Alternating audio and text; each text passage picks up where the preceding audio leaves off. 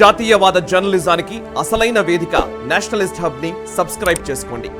Notifications కోసం bell icon పై click చేయండి. నమస్తే, వెల్కమ్ టు నేషనలిస్ట్ హబ్.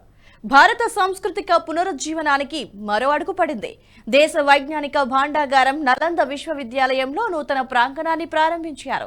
ఈ సందర్భంగా కీలకోపన్యాసం చేసిన మోదీ భారతదేశాన్ని ప్రపంచ విద్యా విజ్ఞాన కేంద్రంగా మార్చడమే తన లక్ష్యమని అన్నారు.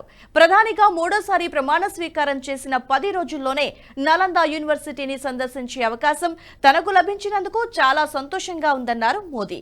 ఈ కార్యక్రమంలో బీహార్ గవర్నర్ రాజేంద్ర వి ఆర్లేకర్, ముఖ్యమంత్రి నితీష్ కుమార్, భారత విదేశాంగ మంత్రి ఎస్ జయశంకర్ పాల్గొన్నారు. దేశ గుర్తింపును ప్రపంచంలోనే అత్యుత్తమంగా ఆవిర్భవించటమే తన లక్ష్యమని చెప్పారు.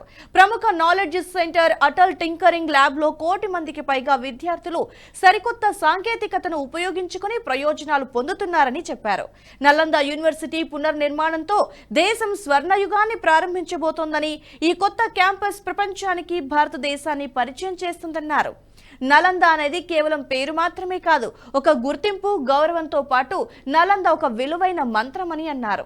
అగ్ని పుస్తకాలను కాల్చగలదు, కానీ జ్ఞానాన్ని నాశనం చేయలేదని చెప్పారు. నలంద కొత్త క్యాంపస్ దేశ సామర్థ్యాన్ని ప్రపంచానికి ఉదాహరణగా చూపుతోంది. బలమైన మానవ విలువలపై ఆధారపడిన దేశాలకు గతాన్ని ఎలా పునరుద్ధరించాలో, మంచి భవిష్యత్తుకు పునాది ఎలా వేయాలో చూపుతుందని చెప్పారు. అసలు నలంద చరిత్ర ఏంటి, ఈ విశ్వవిద్యాలయాన్ని ఎవరు నాశనం చేశారు అనేది తెలుసుకుందాం. సామాన్య శకం 427లో స్థాపించిన నలంద విశ్వవిద్యాలయాన్ని ప్రపంచంలోనే తొలి రెసిడెన్షియల్ యూనివర్సిటీగా చెప్తుంటారు.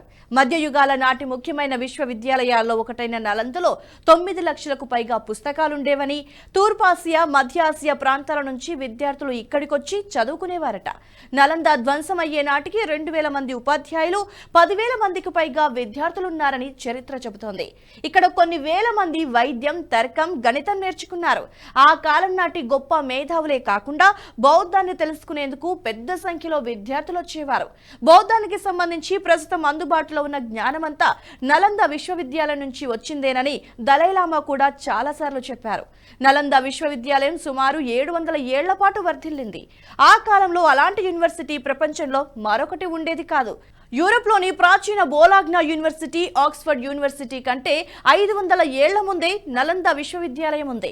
తత్వం, మతాల విషయంలో నలంద విశ్వవిద్యాలయపు అభ్యుదయ ధోరణులు ఆ విశ్వవిద్యాలయం ఉనికి కోల్పోయిన చాలా ఏళ్ల తర్వాత ఆసియా సంస్కృతికి ఒక రూపం ఇవ్వటానికి దోహదపడ్డాయి.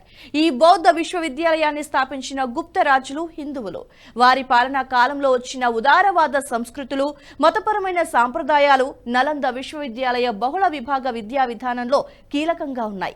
ఇవి భిన్న రంగాల్లోని విజ్ఞానంతో బౌద్ధ మేధను మిళితం చేశాయి. నలంద విశ్వవిద్యాలయంలో ప్రాచీన ఆయుర్వేద వైద్య పద్ధతులు బోధించేవారు. అక్కడ ఈ ఆయుర్వేద వైద్యాన్ని నేర్చుకున్న విద్యార్థులు ఈ విధానాన్ని దేశమంతా వ్యాపింపచేశారు. నలంద విశ్వవిద్యాలయంలోని బహిరంగ ప్రాంగణాలు, వాటికి అనుసంధానంగా ఉన్న ప్రార్థనా గదులు, ఉపన్యాస గదులు తరహా క్యాంపస్ల స్ఫూర్తితో అనేక ఇతర బౌద్ధ సంస్థలు రూపుదిద్దుకున్నాయి. నలంద విశ్వవిద్యాలయం నుంచి వచ్చిన కళలు థాయిలాండ్ మతపరమైన కళలను ప్రభావితం చేశాయి. లోహ చిత్రకళ ఇక్కడి నుంచి టిబెట్, మలయన్ ద్వీపకల్పం వరకు వ్యాపించింది. నలంద విశ్వవిద్యాలయం గణితం, ఖగోళ శాస్త్రంలో సాధించిన విజయాలు ఆ విశ్వవిద్యాలయ ప్రభావాన్ని, వారసత్వాన్ని చిరకాలం కొనసాగించారు దోహదపడ్డాయి. భారతీయ గణిత శాస్త్ర పితామహుడిగా చెప్పే ఆర్యభట్ట క్రీస్తు శకం 6వ శతాబ్దంలో నలంద విశ్వవిద్యాలయానికి నేతృత్వం వహించినట్లుగా చెప్తారు. గణితాన్ని మరింత సులభతరం చేయటంలో, ఆల్జిబ్రా, క్యాల్కులస్ వంటి సంక్లిష్ట గణిత విధానాలను అభివృద్ధి చేయటంలో అత్యంత కీలకమైన, విప్లవాత్మకమైన భావన అయిన సున్నాను అంకెల్లో 1గా స్థానమిచ్చిన మొట్టమొదటి వ్యక్తి ఆర్యభట్ట.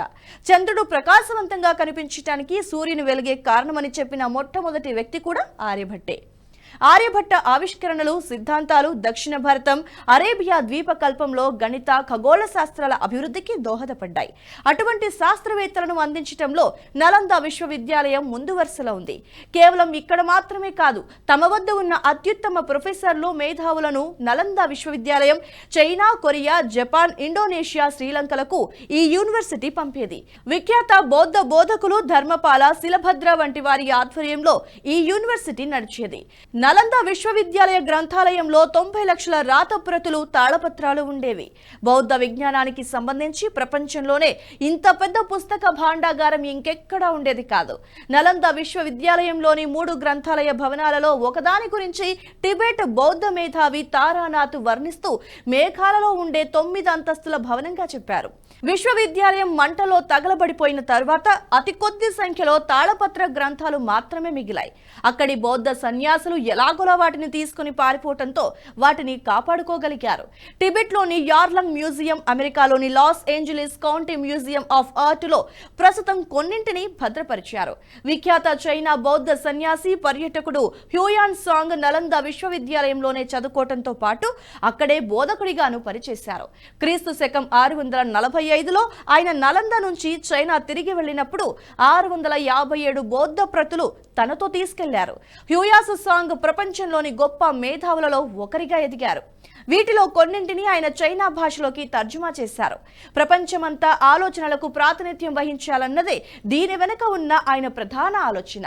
హ్యూయాన్ సాంగ్ జపనీస్ శిష్యుడు దోషో ఆ తరువాత ఈ సిద్ధాంతాన్ని జపాన్కి పరిచయం చేశారు. దీంతో సినో జపనీస్ ప్రాంతమంతా బౌద్ధ జ్ఞానం విస్తరించింది. అప్పటి నుంచి చైనా, జపాన్ ప్రాంతంలో బౌద్ధం ప్రధాన మతంగా మారింది. బౌద్ధాన్ని తూర్పు దేశాలకు తీసుకొచ్చిన సన్యాసిగా హ్యూయాన్ సాంగ్ గుర్తింపు పొందారు. ప్రపంచానికి ఇంతటి వేద విజ్ఞానాన్ని అందించిన నలంద విశ్వవిద్యాలయాన్ని బక్తియార్ ఖిల్జీ అనే టర్కిష్ ముస్లిం దురాక్రమణదారుడు నాశనం చేశాడు. 12వ శతాబ్దం చివరిలో ఖిల్జీ బీహార్ పై దండెత్తాడు. ఈ దండయాత్రలో నలంద విశ్వవిద్యాలయాన్ని ప్రధానంగా టార్గెట్ చేశారు. శతాబ్దాల తరబడి సేకరించిన జ్ఞానాన్ని బూడిదపాలు చేశాడు. దాదాపుగా 90 లక్షల గ్రంథాలను బూడిద చేశాడు. నలంద యూనివర్సిటీ లైబ్రరీ ఎంత పెద్దదంటే ఖిల్జీ ఈ పుస్తకాలన్నింటినీ నాశనం చేయడానికి దాదాపుగా 3 నెలల సమయం పట్టిందని చరిత్రకారులు చెబుతున్నారు. నలంద విధ్వంసం విద్యా ప్రపంచానికి ఎనలేని నష్టాన్ని కలిగించింది. 100 ఏళ్లుగా భారత్ గడించిన జ్ఞానాన్ని ఖిల్జీ ధ్వంసం చేశాడు. భారత సనాతన సంస్కృతి ఎంతో గొప్పది. ఒకప్పుడు భారత్ వైజ్ఞానిక భాండాగారంతో వెలసిల్లేది. ప్రపంచానికి విజ్ఞానమంతా భారత్ అందించేది. మన దేశం నుంచే మత సాంస్కృతిక వారసత్వాలు ప్రపంచమంతా వ్యాపించాయి. బౌద్ధ దేశాలకు జ్ఞానమంతా భారత్ నుంచి వ్యాపించింది. నలంద, తక్షశిల వంటి విశ్వవిద్యాలయాలు వైజ్ఞానిక కేంద్రాలుగా ఉండేవి. ప్రపంచంలోని మేధావులంతా భారత్ కి వచ్చి ఇక్కడ తమ జ్ఞానాన్ని పంచుకునేవారు. ఇటువంటి దేశాన్ని కొంతమంది దురాక్రమణదారులు, విదేశీ పాలకులు నాశనం చేశారు. కేవలం నాశనం చేయటం మాత్రమే కాదు, బ్రిటిష్ పాలకులు తామే భారత్ కి విజ్ఞానాన్ని అందించామని ప్రచారం చేసుకుంటున్నారు. భారత్ లో నాగరికత అన్నదే లేదని, తమ పాలన వచ్చినప్పటి నుంచి భారత్ కి విద్య అందిందని ప్రచారం చేసుకుంటున్నారు. ప్రస్తుతం మోదీ ఈ విశ్వవిద్యాలయాన్ని తిరిగి పునరుద్ధరించడంతో ప్రపంచానికి భారత్ వైజ్ఞానాన్ని మళ్లీ చాటి చెప్పినట్లయింది. మోదీ ప్రసంగం కూడా ఇదే విషయాన్ని స్పష్టం చేసింది. ఈ వీడియో మీకు నచ్చినట్టయితే లైక్ చేయండి, 10 మందికి షేర్ చేయండి. అలాగే కామెంట్ల రూపంలో మీ అభిప్రాయాలను మాతో పంచుకోండి. Nationalist hub group of channels ను సబ్స్క్రైబ్ చేసుకుని తెలుగునాట జాతీయవాద జర్నలిజాన్ని ప్రోత్సహించండి. ఈ వీడియో కింద ఉన్న బెల్ ఐకాన్ పై క్లిక్ చేయడం మర్చిపోవద్దు.